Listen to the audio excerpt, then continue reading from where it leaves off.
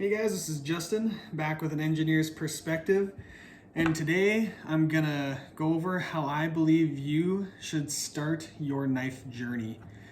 If you are a person, be it a home cook or professional, who would say, I'm looking to get my first nice knife, what should I get?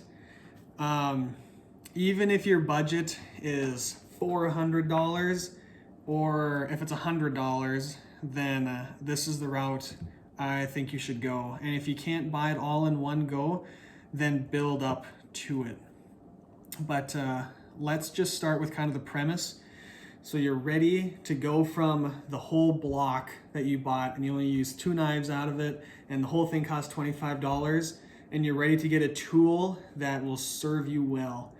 The most important thing I can say is that you can get quality tools for very reasonable prices, but how that tool performs is really on you and how well you maintain it.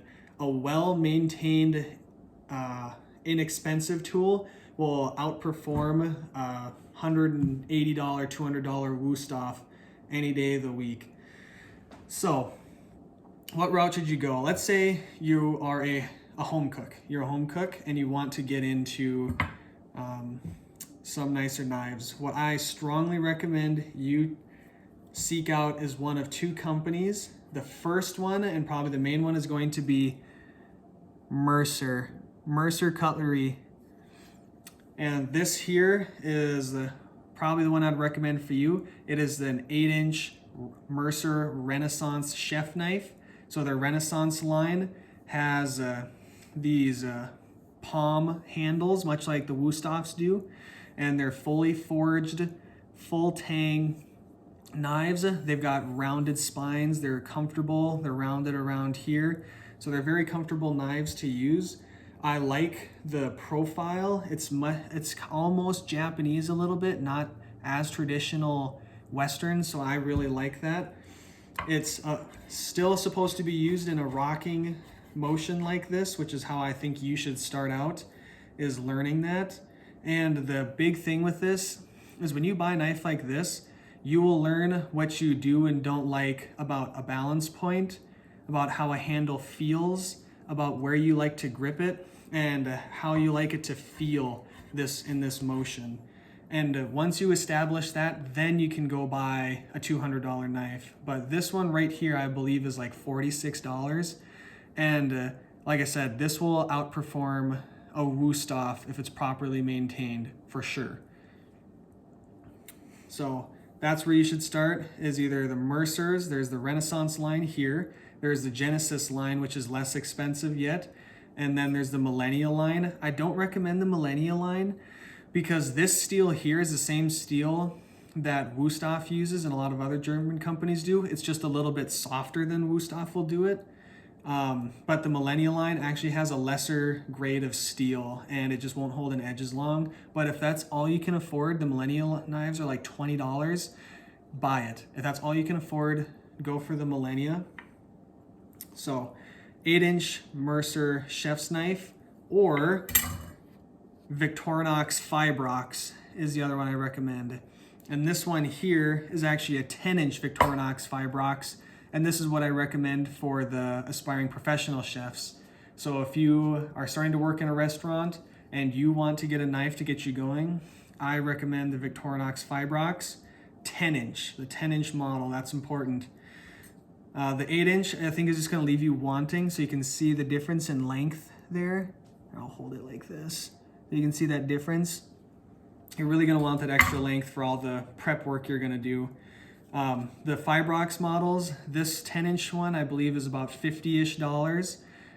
It's the same steel as the Mercer, but it's a very comfortable handle. It's not rubbery, it's plastic, but it's got a nice grip to it.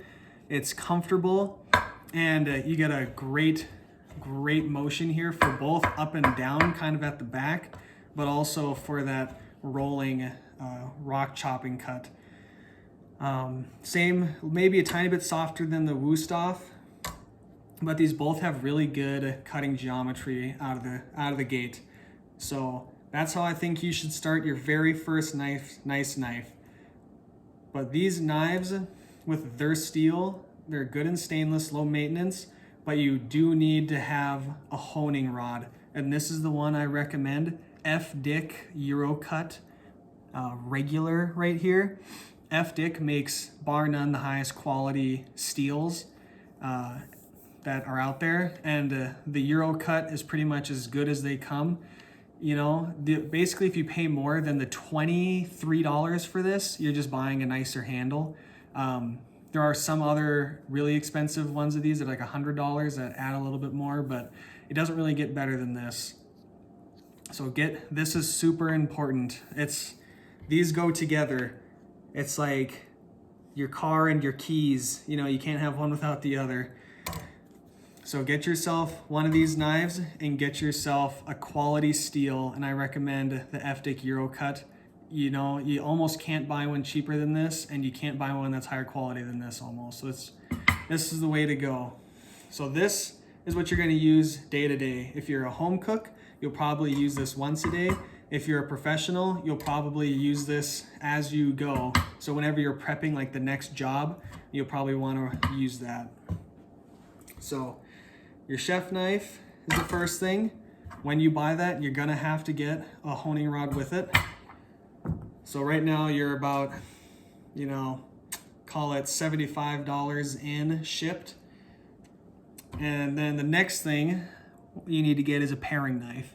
And I recommend this one or also the Mercer ones because they're relatively inexpensive, but really just buy this. This is a Victorinox classic, I believe, 3 1/4 inch paring knife. It's like $5. It's super thin and slicey. You maintain it on your honing rod just the same, and it's just a great knife. It's very lightweight, and this will get a lot of those small jobs done that these big knives just aren't suited for. And that's it right there. So we're talking about $80 shipped to your house maximum. So for a lot of people, that's a lot to spend on, you know, what it would be 2 knives and a steel. But trust me, if you utilize these things and maintain them, you will see a whole new world of difference. So now to take the next step is how do you keep these sharp in the long term? So this doesn't sharpen your knives, it just keeps them going. You know, it's like, it just kind of like realigns the edge. It kind of gets all like wavy and mushed down. So like if you press this against glass, the perfectly refined edge gets physically mushroomed out like that, and this honing steel can kind of push the sides back in, and you'd be amazed at what you can fix with one of these things. But anyways, once these get severely dulled, there's nothing that's gonna save them when you're in terms of this thing. So what you're gonna need to do is find yourself a sharpening stone. So this here is an 800 grit King Neo stone. This is my favorite sharpening stone right now. So these can be had for about $60, but that's probably more than you need to spend. King is the company. You can probably read on the bottom there, or is it backwards? But they sell just the King 1K, their deluxe stone. That's what you're gonna wanna buy, a King 1000 grit stone. And it's gonna be red, and you're gonna need to soak it in water for 20 to 30 minutes to sharpen up your knives. And I know sharpening can be very scary. There's really good resources out there. I specifically recommend you check out Murray Carter. You don't have to do the thinning like he talks about, but just watch his kind of hand strokes. And I've got sharpening videos, and I'll do more. Perfection, you know, he's another source for sharpening, but you're gonna need to get yourself a Japanese water stone.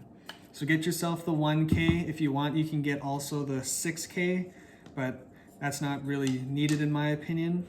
And then what you're gonna wanna get is some stropping compound. And I was silly and I forgot to grab it, so bear with me here. So this is just some diamond spray that I can just shake up and spray onto what is just a paint stirrer. So I've got it labeled here, 1 micron diamond. And if you've got an old leather belt laying around, if you've got, can go to the store and pick up some free paint stirrers, really anything, a piece of cardboard, it doesn't matter. So you don't need to go and buy an expensive strop, but just get yourself something to strop on. And what you need to buy is the compound. So if you go to Chef Knives to Go, you can't get this exact one, but you can get 1 micron diamond spray for like $16. And that stuff will really take your sharpness to the next level. And if you use a strop in conjunction with your steel, you won't need to touch the stone for months, especially on knives like these. So this is kind of what I recommend you get for the long run here, if I can fit all this on here. So let's kind of review that price. So we'll say 50 bucks for one of these two style of knives, 8-inch for the home chef, 10-inch for the professional. So you're at 50 bucks, less than 25 for this, but we'll call it 25. So $75, $5 for this. So we're at 80 bucks. That'll probably be shipped to your door, $80 right here. And a few months down the road, you're gonna need to sharpen these bad boys up. So the king stone can usually be found around $20 to $30, and the spray can be had for like $16, and then the stick is free. So $80 in knives, another $40, $45 in sharpening stuff, and you'll be set. You will not be missing out on anything. And once you develop your habits, your technique, once you know how to use these things in that rocking technique and working with the tip and keeping them sharp on this and this, once you know how to do that, then you're ready to go out and either buy, let's say like a Wusthof, if you think that's what you want to do, or maybe like a Miyabi or a Torjiro or something like that for Japanese cutlery. And from there, the world is your oyster. So that's how I recommend new people to knives start out. And that's all I've got for you today. Thanks for watching. Have a good one. Bye.